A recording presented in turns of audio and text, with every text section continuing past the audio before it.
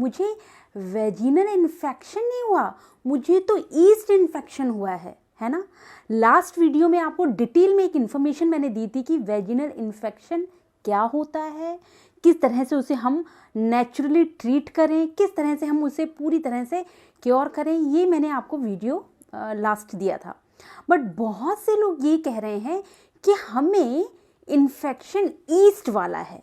तो आज का वीडियो टोटली स्पेसिफिक है कि ईस्ट इन्फेक्शन वेजिनल क्या होता है, डिटेल में समझते हैं और कुछ चीज़ें आपको ऐसी बताऊंगी जिससे कि आप इसे बड़े आराम से घर पे ही इसका निजात कर लेंगे, घर से ही इसको बिल्कुल क्योर कर लेंगे। चलिए वीडियो की शुरुआत करते हैं। नमस्कार दोस्तों, नीलम कृष्णा चैनल में स्वागत करती हूँ। उम्मीद करती हूँ सब बहुत स्वस्थ हैं, ध्यान रख रहे हैं अपना, और सावन के पहले सोमवार की बहुत बहुत सभी को शुभकामनाएं। मुझे इतना सपोर्ट करने के लिए आपका बहुत बहुत धन्यवाद। आज का जो टोटली वीडियो डेडिकेट है वो स्पेसिफिक ईस्ट इन्फेक्शन वेजिनल क्या होता है, मतलब वेजिना में ये फंगस लगने वाला जो इन्फेक्शन है वो क्या है उसके बारे में बताती हूँ। देखिए, जब हमारे वेजिनल में, यानी कि ये किसी को भी हो सकता है, ये पहले आप समझ लीजिए, ये केवल मैरिड वुमेन को या प्रेग्नेंट वुमेन को या फिर सेक्सुअल एक्टिव वुमेन को ही नहीं, ये किसी भी वर्ग की महिला को हो सकता है। मतलब कि अगर कोई अनमैरिड फीमेल है उसको भी ये प्रॉब्लम हो सकती है, फंगल इन्फेक्शन या ईस्ट इन्फेक्शन की प्रॉब्लम उससे भी हो सकती है। इसमें रेडनेस हो जाती है आपकी उस पूरे इनर एरिया में, बहुत ज़्यादा ईचिंग, मतलब खुजली इतनी होती है कि बहुत सी प्रॉब्लम आप खुजली करके ही बढ़ा लेते हैं। और इसके अलावा इसमें बहुत ज़्यादा आपको पेन नहीं होगा, लेकिन आपको खुजली बहुत होगी, और उस खुजलाहट की वजह से आप इस प्रॉब्लम को थोड़ा सा और ज़्यादा बढ़ा लेते हैं। अगर ये इनिशियली हुआ है और बहुत ज़्यादा मतलब बहुत बड़ा नहीं है और आपको बस हल्की सी खुजली मच रही है, तो आप घर पर ही इसका क्योर कर सकते हैं। लेकिन अगर ये ईस्ट इन्फेक्शन कॉम्प्लिकेटेड हो गया है, बढ़ता ही चला जा रहा है और बार बार ठीक होने के बाद बार बार हो जाता है, तो यहाँ पे मैं ज़रूर कहूँगी कि आप थोड़े से सीरियस रहें, आप चेकअप करा लें, क्योंकि ये कॉम्प्लिकेशन की ओर बढ़ रहा है। तो आप डॉक्टर के पास जाकर, इसमें क्या होगा, आपकी उस वेजिना में उसके सेल को लिया जाएगा, चेक किया जाएगा, चेक करने के बाद उस हिसाब से उसका ट्रीटमेंट चलेगा जब ये कॉम्प्लिकेटेड हो जाए। लेकिन अगर ये इनिशियल स्टेज पे है तो आप इसको घर पर ही ठीक कर सकते हैं। कैसे कर सकते हैं आगे बताऊंगी, पहले जान लेते हैं ये मेरे को हुआ क्यों, ईस्ट इन्फेक्शन वेजिना में मुझे फ्रिक्वेंटली हो क्यों रहा है। देखिए, सबसे पहले बहुत इम्पॉर्टेंट कि आपने बिल्कुल भी ध्यान नहीं दिया उस एरिया का, अनहाइजीन, मतलब कि आप उसका केयर नहीं कर रहे, आप अच्छे से उसे क्लीन नहीं कर रहे, आप वॉश नहीं कर रहे, आप फैंसी चीज़ों में पड़ गए हैं। आप ये जो मार्केट में पीएच मेंटेन करने के ढेर सारे प्रोडक्ट बने हैं ना, आप उनको बार बार ले रहे हैं, चेंज कर रहे हैं, ले रहे हैं, चेंज कर रहे हैं, वहाँ का पीएच लेवल आप बिगाड़ रहे हैं। आपको बहुत ज़्यादा इन फैंसी चीज़ों में नहीं पड़ना है। मार्केट से ये बहुत से ब्रांड की जो चीज़ें आई हैं, पर्टिकुलर उस एरिया को क्लीन करने के लिए बॉडी अपने आप से पीएच का लेवल मेंटेन कर लेती है। केवल आप थोड़ा सा ध्यान दें तो वो खुद ही मेंटेन करके रखती है अपने हर एक पर्टिकुलर एरिया का पीएच।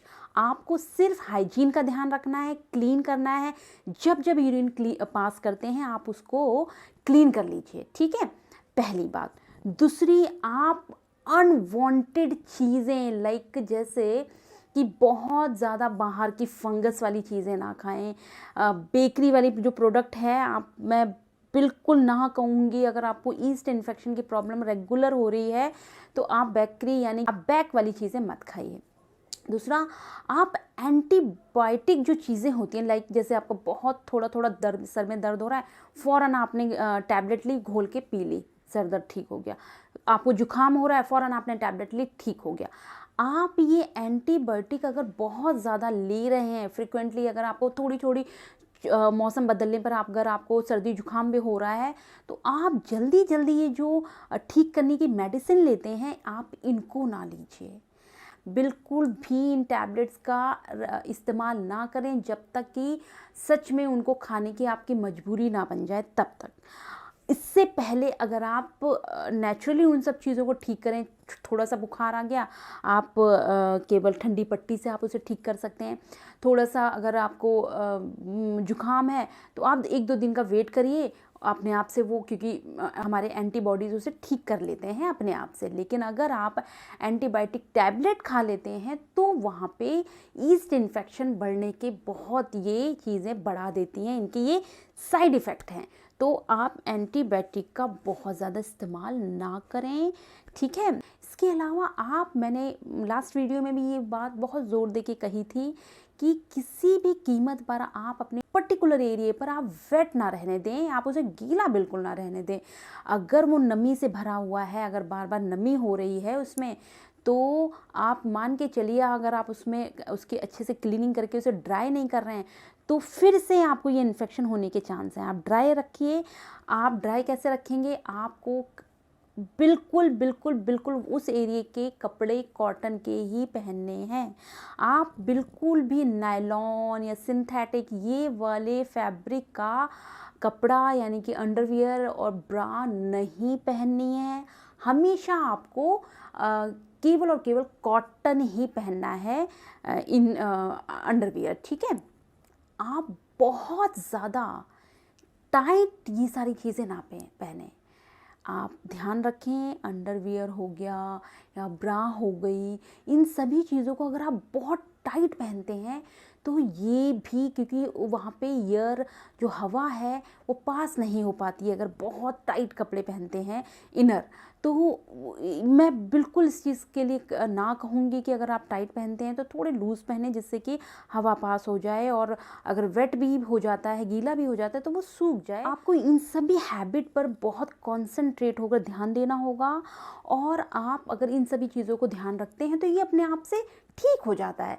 ये इतना भी नहीं बढ़ता है कि कॉम्प्लिकेटेड कंडीशन में चला जाए, लेकिन अगर बढ़ रहा है तो ज़रूर आप डॉक्टर के संपर्क में जाके इसका चेक कराएं, क्योंकि उस पर्टिकुलर एरिया के सेल के सैंपल लेकर आपका ट्रीटमेंट चलेगा। अगर ये कंडीशन फ्रिक्वेंटली हो रही है और कॉम्प्लिकेटेड हो रही है और ज़्यादा सीवियर सिचुएशन में जा रही है तो वेट मत करिए, डॉक्टर के पास प्लीज़ विजिट करिए। लेकिन अगर इनिशियल ये है तो आप बहुत, जैसे कि मैंने अभी ये कुछ पॉइंट्स बताए हैं, आप उन्हें फॉलो कीजिए। इसके अलावा आप घर पे बहुत सी चीज़ें हैं जिनको इस्तेमाल करके आप बड़ी आसानी से इसको ठीक कर सकते हैं। पहला तो यही कि आप पर्सनल हाइजीन रखें।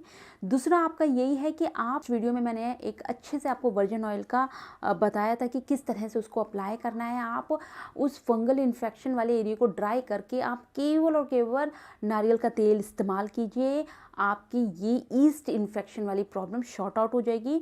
और ध्यान रखिएगा, ईस्ट इन्फेक्शन अगर हुआ है तो प्लीज़ उस टाइम पीरियड तक आप सेक्सुअली एक्टिव मत रहिएगा, क्योंकि आपकी ये ईस्ट इन्फेक्शन ट्रांसफ़र हो जाएगा आपके पार्टनर के पास। अब ये जानते हैं कि ये प्रॉब्लम हमारी अनमैरिड फीमेल्स की क्यों हो रही है, मतलब जो बच्चियां हैं उनको क्यों हो जाती है? क्योंकि मैंने अभी बताया, क्योंकि ये एक पर्सनल हाइजीन की प्रॉब्लम है। और दूसरा ये है कि जब न्यू पीरियड स्टार्ट होती हैं वो बच्चियाँ, तो नए पीरियड स्टार्ट होने में वो कहीं ना कहीं लापरवाही दिखाती हैं इसकी हाइजीन को लेकर। आपको अगर पीरियड स्टार्ट हुआ है, पीरियड के दौरान आप जो भी पैड यूज़ कर रही हैं या कुछ भी यूज़ कर रही हैं, आप उसको फ्रिक्वेंटली चेंज करें। आप अगर पैड लगा रही हैं तो आप पैड को फ्रिक्वेंटली चेंज कर दें। 1-2 घंटे लगाने के बाद उसको चेंज करें, जिससे कि आपका वहाँ का एरिया गीला ना रहे, वेट ना रहे, और हाइजीन मेंटेन बनाए रखिएगा। क्योंकि बहुत देखा गया है कि पीरियड ड्यूरेशन में ही हमारी ये प्रॉब्लम बढ़ती है, क्योंकि वहाँ पे हाइजीन हम मेंटेन नहीं कर पाते। तो भले ही आपको पीरियड आए या ना आए, 1-2 ड्रॉप ही गिरा हो, लेकिन पैड लगाए हुए आपको घंटों हो गए हैं, तो आप ऐसा मत करिएगा, क्योंकि उससे आपके इन्फेक्शन फैलने के चांस बढ़ जाएंगे। आप घंटों तक मत लगा के रखिएगा। 2-3 घंटे में अगर भले ही आपको पीरियड आए या ना आए, आप पैड को ज़रूर चेंज करिए। इस वजह से हमारी अनमैरिड वीमेंस हैं उनको ये प्रॉब्लम हो जाती है। तो मैं उम्मीद करती हूँ कि मैंने आपके सारे सवालों के जवाब दे दिए हैं इस वीडियो में, कि ईस्ट इन्फेक्शन ये बहुत बड़ी कोई प्रॉब्लम नहीं है। अगर हो भी जाती है तो बहुत ही पर्सनल चीज़ें अपना के, इन सब छोटी छोटी चीज़ों को अपना के आप इसको पूरी तरह से क्योर कर सकते हैं। वीडियो के दौरान अगर कोई क्वेश्चन आपके मन में उठा हो तो आप मुझे कॉमेंट कर दीजिएगा, मैं ज़रूर आंसर करूँगी। आप सभी लोग जानते हैं नेक्स्ट वीडियो में किस चीज़ का बनाऊँ, मुझे ये भी बता दीजिएगा। और वीडियो आप मेरे बहुत पसंद कर रहे हैं तो लाइक बटन प्लीज़ दबाना मत भूला कीजिएगा, क्योंकि आप हमेशा भूल जाते हैं हर एक वीडियो में। और सब्सक्राइब कर लीजिए, लाइक बटन कर दीजिए और बेल आइकन प्रेस करना बिल्कुल मत भूलिएगा, क्योंकि ये बेल आइकन आपको नोटिफिकेशन नई वीडियो का देता है। नेक्स्ट वीडियो में मिलती हूँ एक नई इन्फॉर्मेशन के साथ। Thank you so much.